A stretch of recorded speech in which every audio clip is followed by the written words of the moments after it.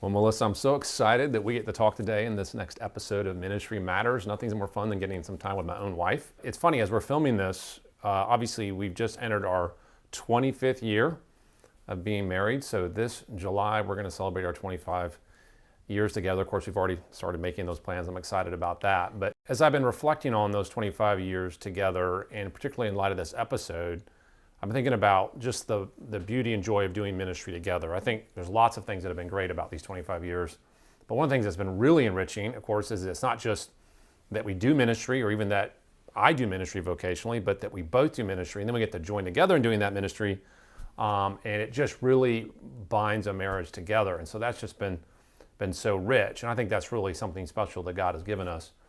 But as I think about it too, with all the seminary students going through, there's also challenges. You know, being in ministry together is hard sometimes when you're both doing it. And as we dive into that, I mean, what comes to mind for you as some of those challenges, not only that we face, that maybe some seminary students and future pastors will face? I think anytime you're in ministry, there are going to be struggles and hardships. And I know what we found is that's sometimes even doubled when you're both formally in ministry and serving in different ways.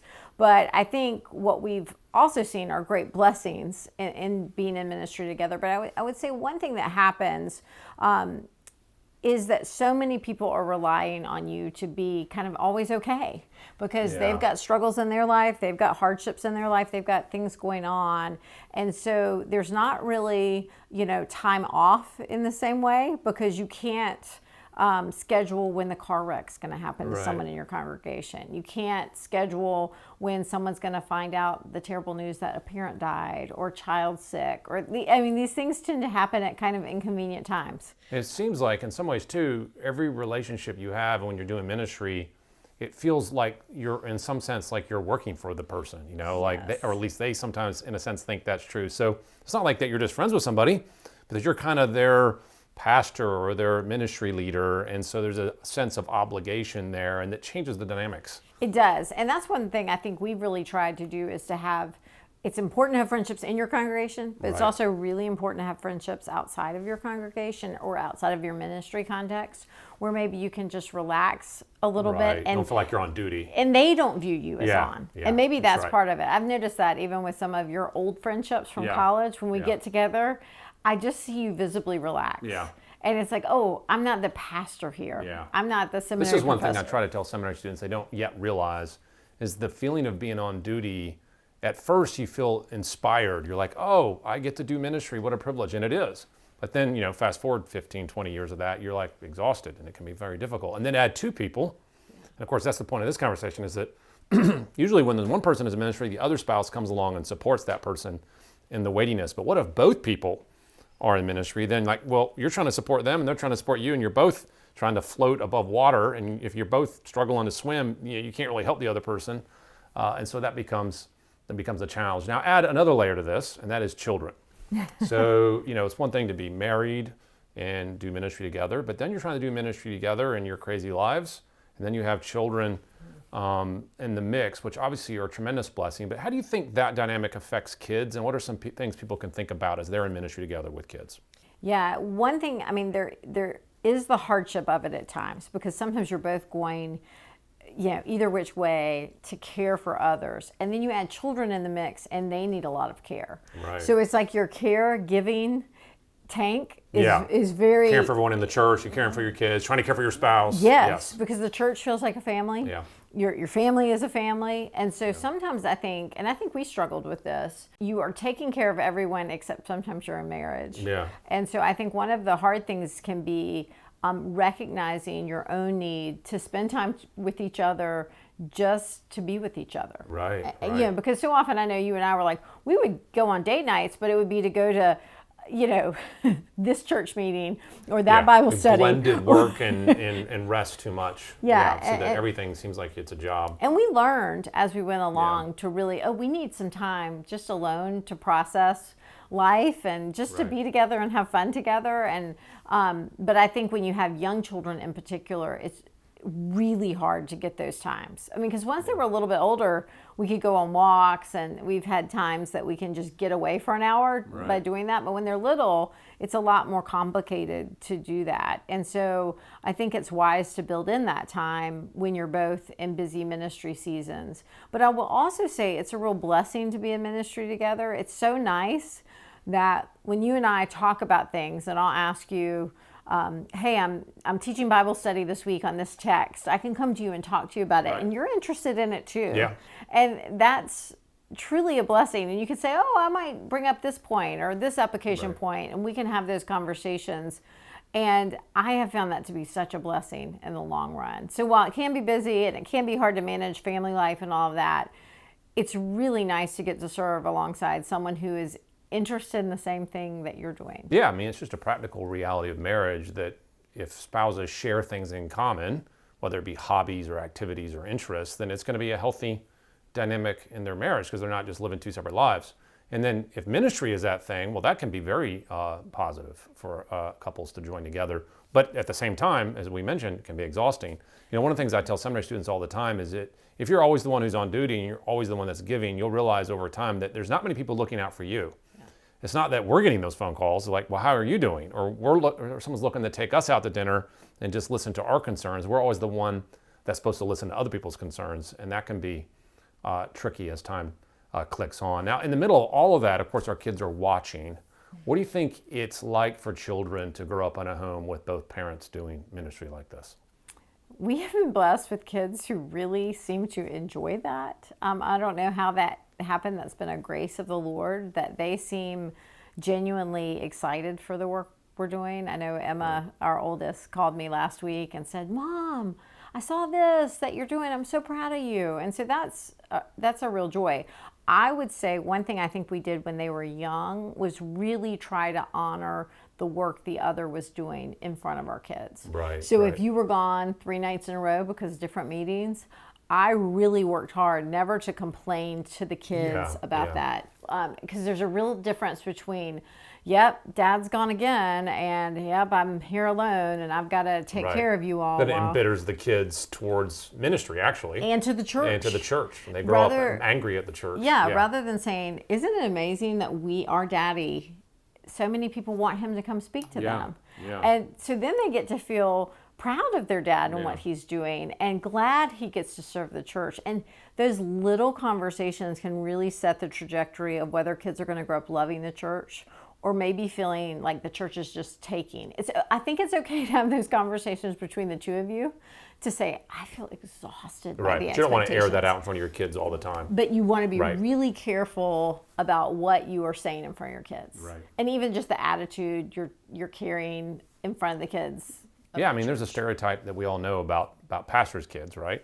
They grow up and maybe they're not excited about church. Maybe there's a rebellion there that's inherent, like, well, you say X, I'll say Y. And part of that is maybe growing up in a church home where they see the hardness of ministry, and you can be sympathetic to the pastor's children because, they see from the inside out how hard it can be. But, as I think about one blessing of having children in a ministry dynamic like this is that it really sends them a message that mom and dad are about something bigger than the children. And this is something that I think we see in our culture today, which is that as much as we want to be child-centric in one sense in our world, like we care about, love, and want to sacrifice for our children, there's also a sense in which our world is so child-centric that it becomes close to child idolatry in a way that they live only and ultimately for their children.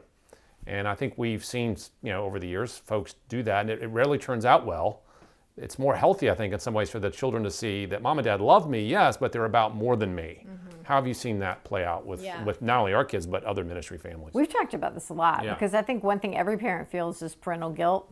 Oh, yeah. I mean, and no matter what life you're living, you feel guilty that you're failing your child in some way. And I know sometimes we've wondered, are we too busy? Are we doing too much? And those are always good questions to think through and evaluate. But one thing I will say, kids know when you're living life for selfish reasons. Right. So, mom and dad are always out doing their own thing for themselves. Yes. Right. So they're going to know, oh yeah, they were at the spa. They were, they were doing they were just playing tennis or they were doing all these things.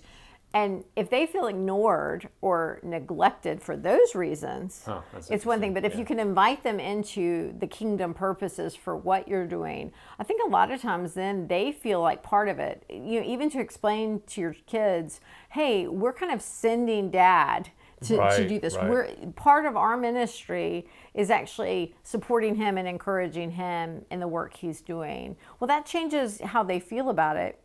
But I think it also just changes how they come to value the work we're doing. And it really doesn't serve them well when our lives are centered around our kids. I think we've seen this so much. If I am there to fill every need they have, in some ways they never grow up and learn that they can do certain things themselves. Right. It also puts pressure on them. Yes. I mean, if they realize that mom and dad are living vicariously through their children and their children are their ultimate end, they feel like, wow, that's a lot of pressure on me, mom and dad. Yes. I don't want you to find all your fulfillment in me.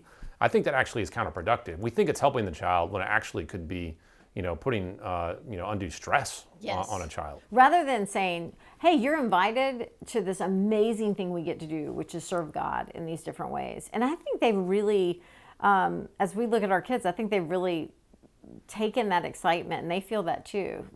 Because they don't feel the pressure to do something great.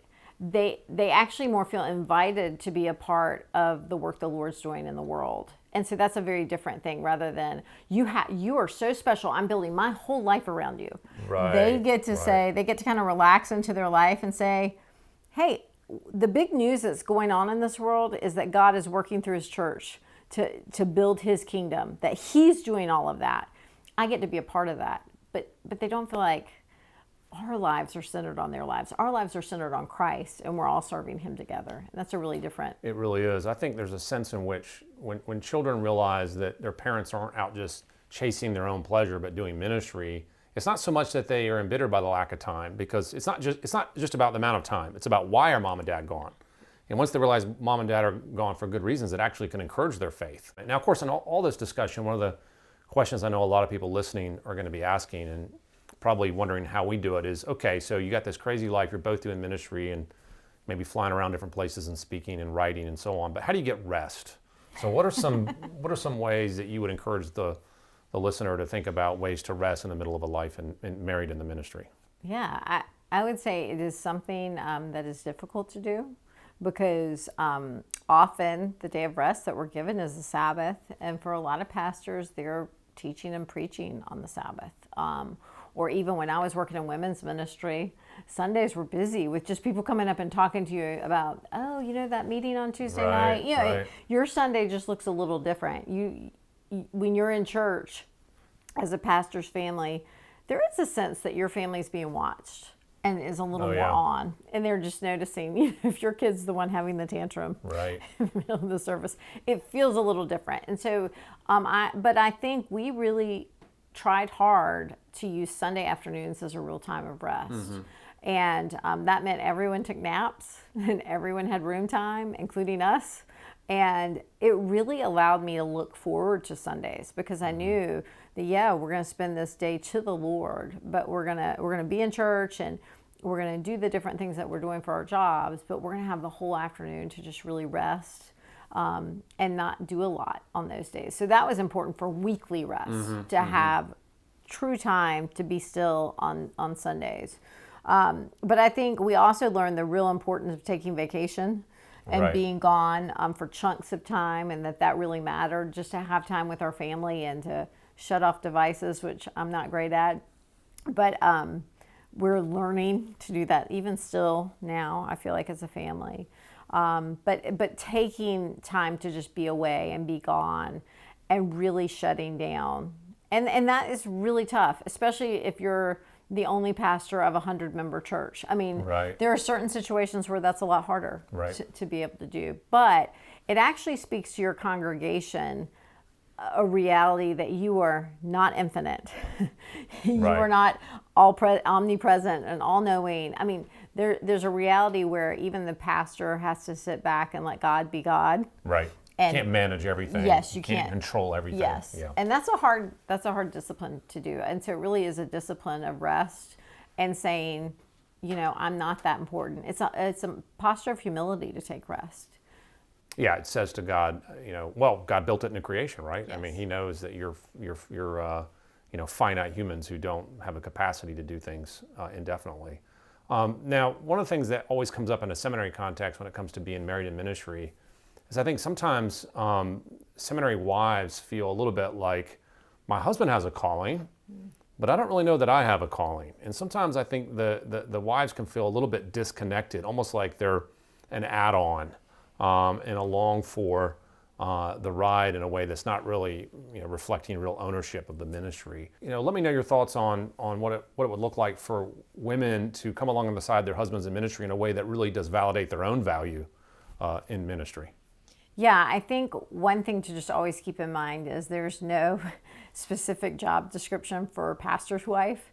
And to feel free. I mean, there's not a third Timothy that tells us what pastor wives should be, how they should dress, and what ministries they should run. I know, because I think every woman who's a pastor's wife probably feels like she's doing it wrongly. I often feel this. We've talked about this before. I don't have certain gifts. I mean, I am not able to lead singing. I'm not able to play the piano. There are things that because of some of the ministry endeavors I'm a part of, I don't have time to do in the way I would like to do them. And so it's complicated because I think we're all looking at what other people are doing and thinking, oh, I should be taking that person a meal.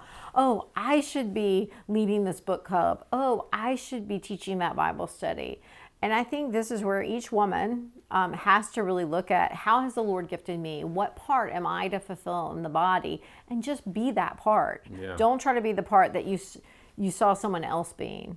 Where has the Lord uniquely gifted you and served? Yeah. Just like a regular member would. And I think if we're honest, there are certain cultural sort of categories that people want to put pastors' wives into.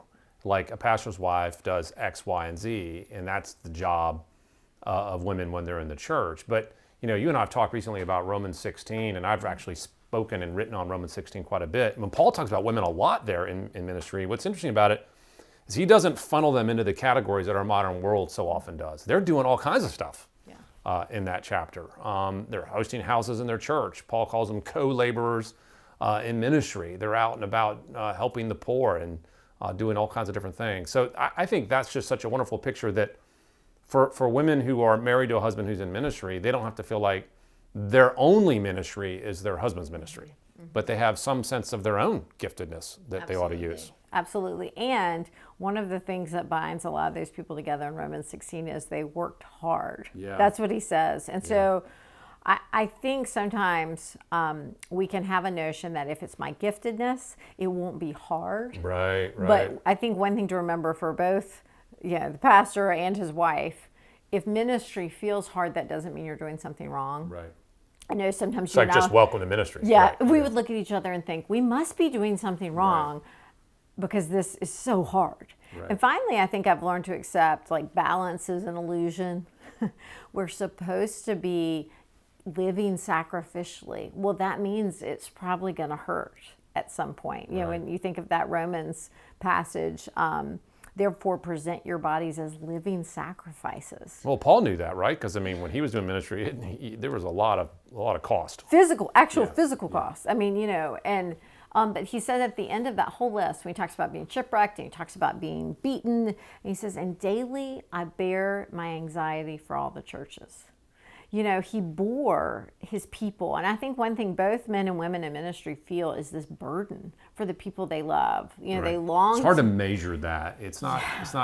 It's psychological weight, emotional weight. You can't just put in normal categories. Yeah, and you feel it, and you're really bearing that. And so I think one encouragement in whatever way you're serving, again, I think that fact that it might feel like hard work is not.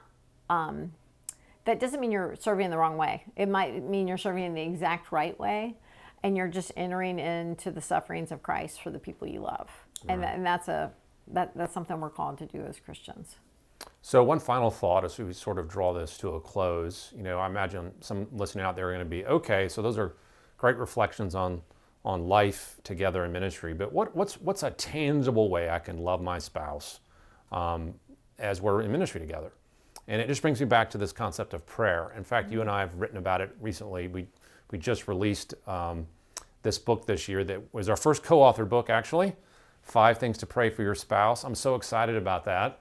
It's a book that just is set up structurally to help spouses pray for each other. But, how do you think prayer is such a key role for, people in ministry together as a couple? Yeah, I'm actually excited about getting our copies because then we can actually go through it ourselves, right? Yeah. I know. We wrote it. We might want to do it. I'm feeling like that's really going to help me pray for Mike better because you really do get stuck. Yeah, people think we don't use our own books. I'm like, well, actually, no, I do. This one I actually will, and I've used the 5 Things to Pray for Your Kids book too, probably more than anything else that I've worked on.